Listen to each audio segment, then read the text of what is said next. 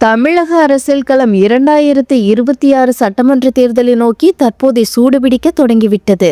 திமுக மற்றும் அதிமுக கூட்டணிகள் ஓரளவிற்கு இறுதி வடிவம் பெற்றுவிட்ட நிலையில் தமிழக வெற்றி கழக தலைவர் விஜய் தனித்தே போட்டி என்பதில் உறுதியாக இருக்கிறார். இந்த சூழலில் விஜயை தேசிய ஜனநாயக கூட்டணியில் இணைப்பது குறித்து பாஜக மூத்த தலைவர் நயினார் நாகேந்திரன் விடுத்துள்ள அழைப்பு அரசியல் வட்டாரத்தில் கவனத்தை ஈர்த்துள்ளது.